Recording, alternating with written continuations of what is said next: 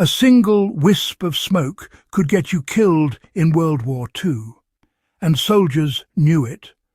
That fact alone reshaped how entire armies ate, survived, and stayed hidden. Cooking, something we take for granted, became a life-or-death problem. You needed heat, you needed food, but you could not afford smoke, flames, or smell drifting into the wrong place. Out of that pressure came one of the most ingenious, underappreciated survival tools of the 20th century, the invisible stove.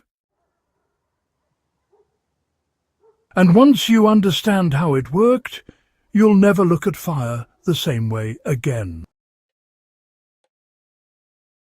On a World War II battlefield, smoke was a beacon. It meant human activity. It meant warmth, food, and rest.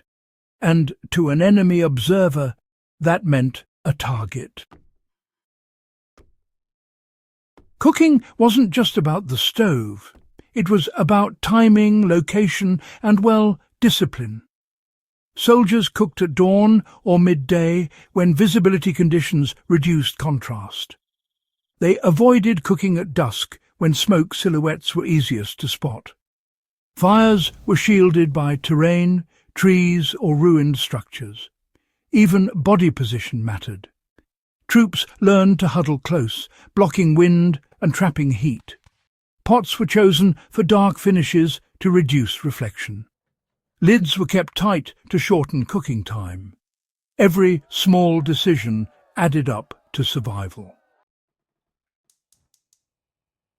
Invisible stoves weren't used for gourmet meals. They were honestly tools for survival.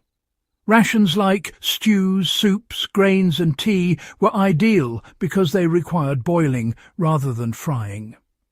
Boiling produces less smell and uses heat efficiently. Thick foods also mask scent better than roasted meat. Heating water was the top priority. Warm water meant safe drinking, rehydrated food, and a brief sense of normalcy in chaos. Even a single cup of hot liquid could restore morale. That psychological impact mattered more than calories. Here's the part most people miss. These techniques weren't just wartime hacks. They were field-tested survival strategies built on physics, discipline, and restraint. The same principles apply to wilderness survival, disaster preparedness, and off-grid living today. Low oxygen combustion, contained heat, minimal fuel, controlled exposure. Modern camping stoves follow the same logic, whether they admit it or not.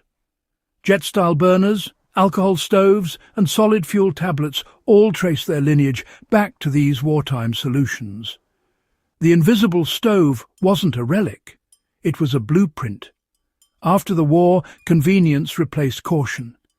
Kitchens became permanent. Campfires became recreational. Smoke stopped being a threat and started being an aesthetic. But history has a way of circling back. In situations where visibility matters, resources are scarce, and mistakes carry consequences, these old methods regain their value. Not because they're nostalgic, but because they work. WWII soldiers didn't cook invisibly to be clever. They did it because the alternative was death. The invisible stove represents something bigger than a cooking method. It's a reminder that innovation doesn't always look dramatic. Sometimes it looks like a soldier crouched low, boiling water without a trace, staying alive by staying unseen. That kind of intelligence doesn't fade with time. If you're fascinated by the forgotten skills that kept people alive long before modern tech, you're in the right place. This is what Before Modern Times is all about. Real history, real ingenuity, and lessons that still matter. If this story hooked you, tap like, subscribe for more deep dives into lost survival knowledge, and share this video with someone who loves history that actually teaches you something. Stay curious, stay sharp, and stick around. The past still has plenty to show us.